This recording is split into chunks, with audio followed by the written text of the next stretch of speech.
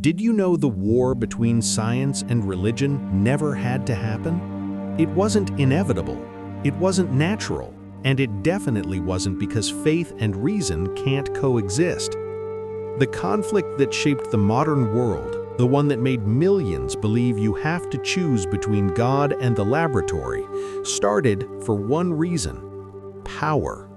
And the people who ignited it weren't atheists, they were church leaders. Let me show you what actually happened.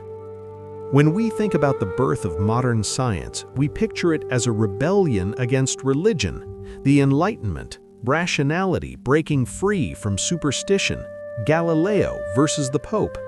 But that's not the real story. The real story is stranger and far more tragic. Because the pioneers of modern science weren't trying to destroy Christianity. They were devoted Christians, and they believed their work proved God's existence. Take Johannes Kepler, the astronomer who discovered planetary motion. He didn't see his work as secular. He called himself a priest of God in the book of nature. He believed studying the heavens was an act of worship.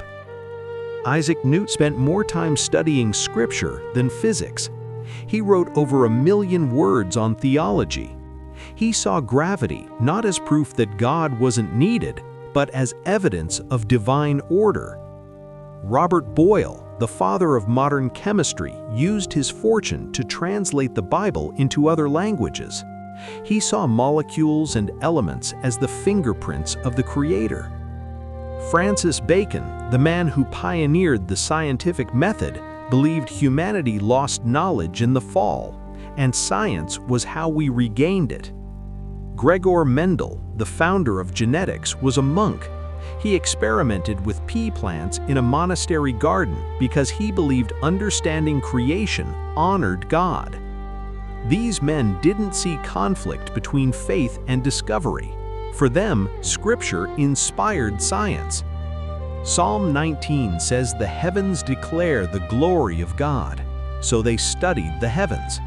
Proverbs says it's the glory of God to conceal a matter, and the glory of kings to search it out. So they searched. They believed in an orderly God who created an orderly universe, and if the universe had order, it could be studied, measured, predicted. That's not secular reasoning, that's theological reasoning. The Islamic Golden Age believed the same thing.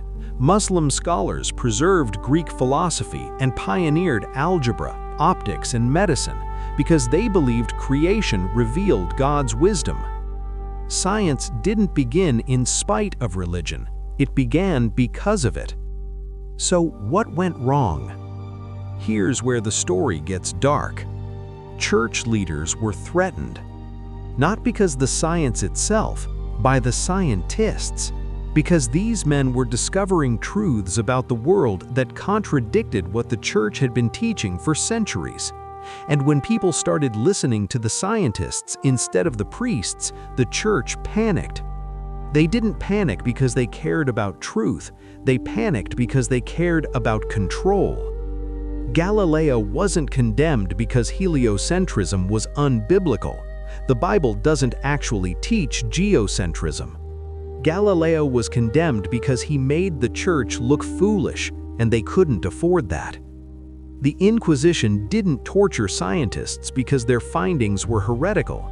They did it because knowledge is power, and they wanted to be the only ones who had it. Think about what the church controlled in medieval Europe: education, law, medicine, morality, politics, everything. And they controlled it by controlling information. If you wanted to read the Bible, you needed a priest to translate it. If you wanted to understand the natural world, you asked the church. If you questioned any of it, you were dangerous. So when scientists started publishing findings that anyone could test and verify, the church saw a threat, not to God, to their authority. And they responded the way powerful institutions always respond when threatened, with violence.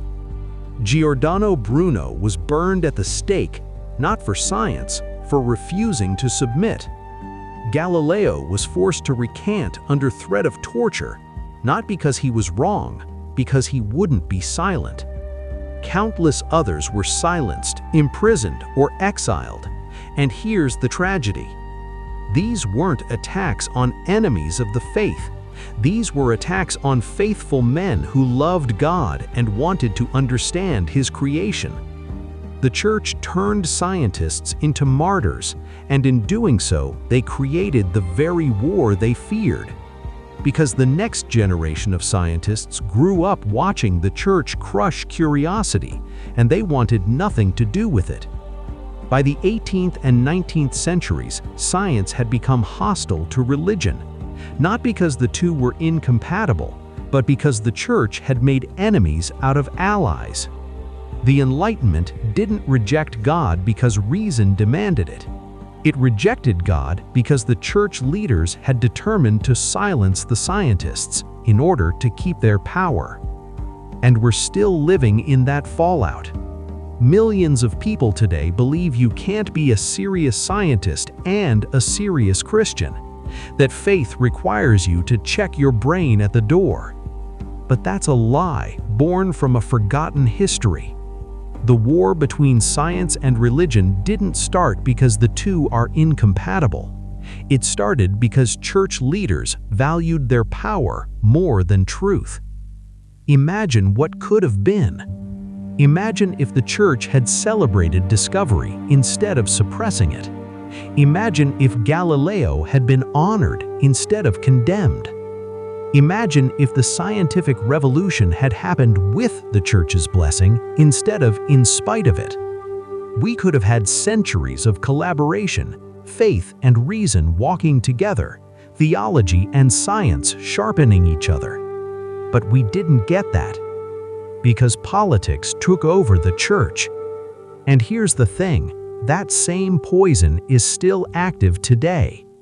The same thirst for control, the same fear of questions, the same instinct to protect the institution instead of pursuing truth. Look around.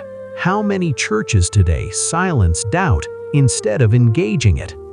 How many suppress hard questions because they threaten the system? The structure hasn't changed. The instinct to control hasn't changed. And it's doing the same damage it did 400 years ago. It's driving people away. So what do? We remember. We learn the history they didn't teach us. We stop pretending the conflict was inevitable. And we ask whether the systems we've inherited actually reflect what Jesus built, or whether they reflect the same politics that corrupted the church in the first place. Because if the early scientists were right, if creation really does reveal God's glory, then we don't have to fear discovery. We just have to stop letting power-hungry systems speak for God. The war between science and religion never supposed to happen. And it doesn't have to continue.